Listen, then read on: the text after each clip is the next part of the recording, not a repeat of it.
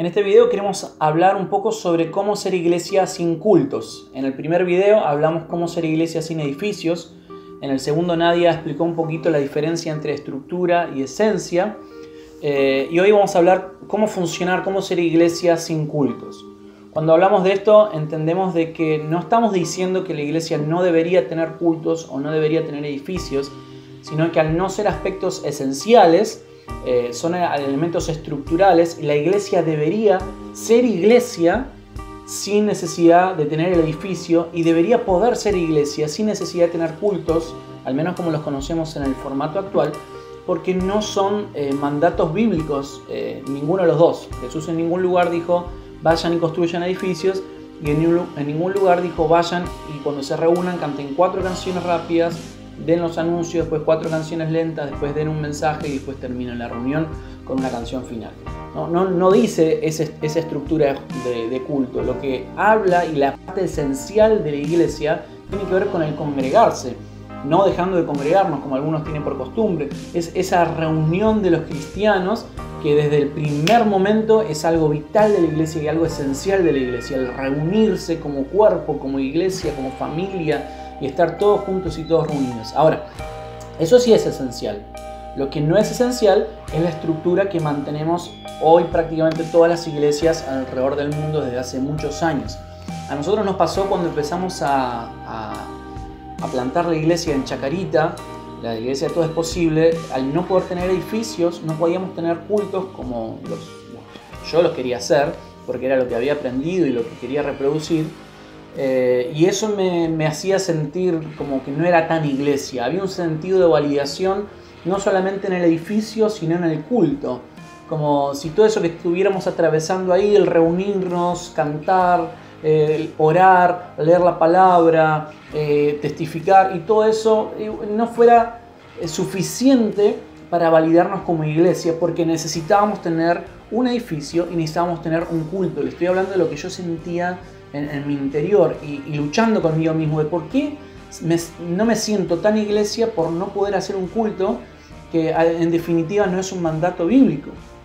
Y empecé a cuestionarme a mí mismo sobre cómo me sentía con otros mandatos, con cosas que sí eran mandatos bíblicos, como por ejemplo el ir y hacer discípulos, como bautizar personas, como enseñarles de la palabra de Dios, un montón de cosas que Jesús directa y explícitamente nos mandó a hacer, y yo no estaba haciendo, y si bien entendía que tenía que hacerlo, no me hacía sentir tan mal como no tener edificio y no tener el culto. Con reflexión, con oración, con muchas charlas entre Nadia y yo, y con otras personas más, también me di cuenta de que lo que yo sentía era mi fariseo interno, mi religioso interno, esta lucha de mi ser religioso, de querer repetir estructuras simplemente porque eran las únicas que conocía, y ese conocimiento de esas estructuras a mí me daban seguridad. A mí me daban seguridad de que estaba haciendo las cosas bien, de que era un buen cristiano y de que al fin y al cabo era una iglesia, una buena iglesia. Una iglesia en mi cabeza, una buena iglesia era la que tenía un edificio y tenía un culto dominical. Obviamente que esto no es algo que yo lo podía decir, ni siquiera que lo sabía conscientemente, sino que era algo que sentía en mi interior, y que llevó todo un proceso de parte de Dios para poder transformar este entendimiento de qué es realmente ser iglesia. Cuando empiezo a ver aquellas cosas que Jesús me había mandado a hacer y yo no estaba haciendo, y que ninguno de nosotros estaba haciendo, empezamos a decir, bueno, vamos a usar nuestros espacios como iglesia, nuestros espacios de tiempo me refiero, para poder entrenarnos como discípulos, para poder hacer lo que Jesús nos mandó a hacer, para poder aprender a escuchar la voz de Dios, para poder aprender a cómo ser iglesia cada uno, como decíamos en el primer video, en cada una de las casas, en nuestras familias, en nuestros lugares de trabajo, en cada lugar donde estemos, a funcionar como iglesia. Y esto nos llevó que nuestros tiempos como iglesia los ocupábamos en entrenarnos en nuestros dones, en conocer cómo funcionar en ellos y funcionar en ese espacio de tiempo que teníamos para unirnos como iglesia y para entrenarnos como iglesia. En este sentido, nosotros entendimos que la estructura del culto tenía que servirnos a nosotros y no nosotros a la estructura. Entendimos que el culto, como actualmente lo llevábamos hasta ese momento, se estaba llevando nuestros esfuerzos, nuestros mayores esfuerzos para poder mantener una reunión que no nos servía. Y correr atrás de eso, y yo estaba tratando de correr atrás de un local para poder hacer el edificio, para una estructura que al fin y al cabo no me estaba preparando ni a mí ni al resto de la congregación para vivir la vida de discípulos que Jesús nos mandaba. Entendimos cuando Jesús habla del día de reposo y dice el día de reposo fue creado para el hombre y no el hombre para el día de reposo. El mismo entendimiento tuvimos con el culto.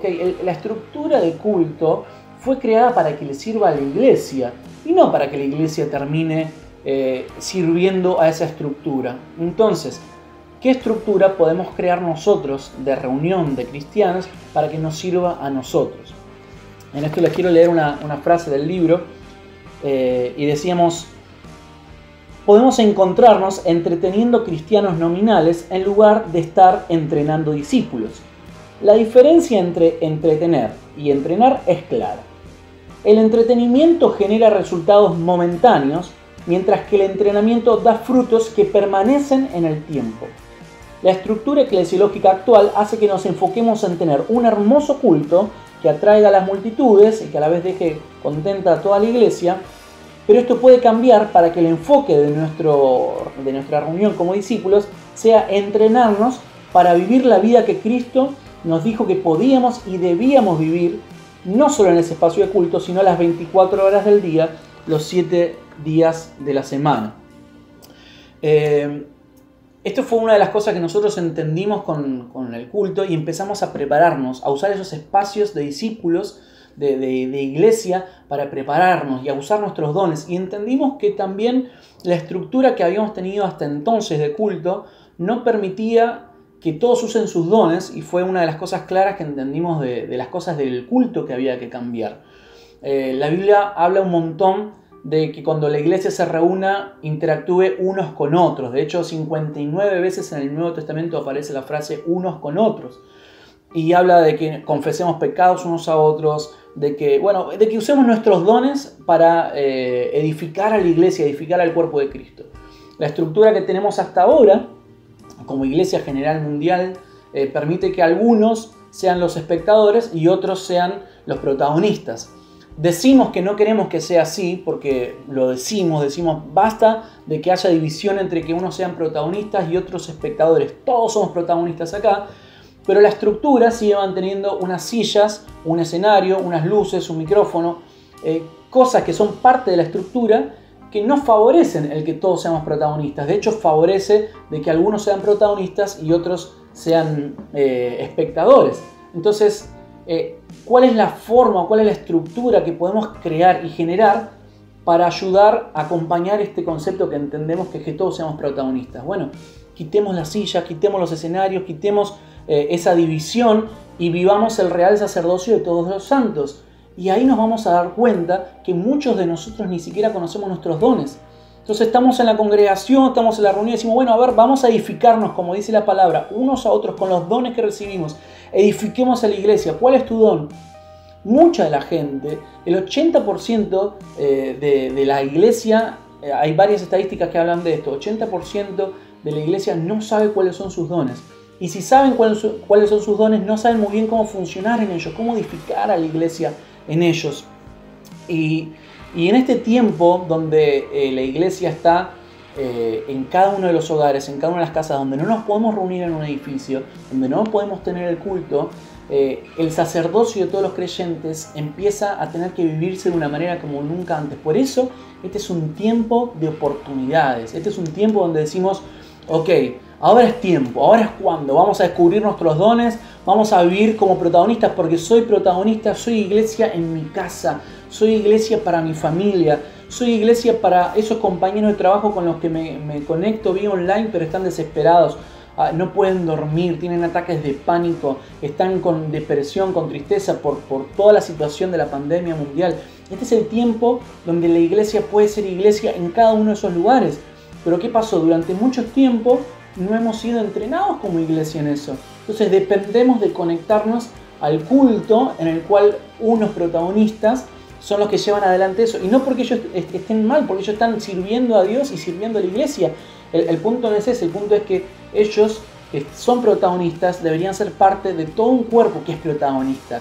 Y el que tiene el don de maestro, que enseñe. Y el que tiene el don del arte y de ministrar a través de la música, que lo haga. Pero el que tiene don de exhortación, que exhorta a la iglesia. El que tiene don de profecía, que profetice para la iglesia. El que tiene don de misericordia, que comparte ese corazón de misericordia para que toda la iglesia sea encendida. El que tiene don de evangelismo, comparte algunos testimonios de lo que estuvo haciendo la semana para encender a otros y entrena a otros para hacer lo mismo, etc., ¿no? Toda la iglesia viviendo como cuerpo en esos espacios de iglesia. ¿Para qué? Para después poder ser iglesia en nuestras casas, ser iglesia en nuestros espacios individuales cada uno. Este es el tiempo para que la iglesia descubra sus dones. Este es un tiempo para reflexionar. No es un tiempo para esperar, ay, por favor, ¿cuándo va a ser el tiempo que volvamos a los edificios? ¿Cuándo va a ser el tiempo que volvamos a los cultos? Este es un tiempo para analizarnos a nosotros mismos. Es un tiempo para descubrir nuestros dones, empezar a crecer como sacerdotes, como iglesia, como parte de la iglesia y tomar nuestro lugar como parte de la iglesia. Y empezar a funcionar y a ser iglesia en nuestras casas y en cada uno de los lugares donde estamos, aunque sea virtualmente, pero estamos ahí presentes como iglesia. Y eso fue lo que nosotros entendimos, nos preparamos, nos costó muchísimo. A mí personalmente es el día de hoy que tengo que seguir matando mi religioso interior, porque ese sentido de validación que se fue construyendo con los años del edificio y del culto y otras cosas, me costó mucho quitarlo.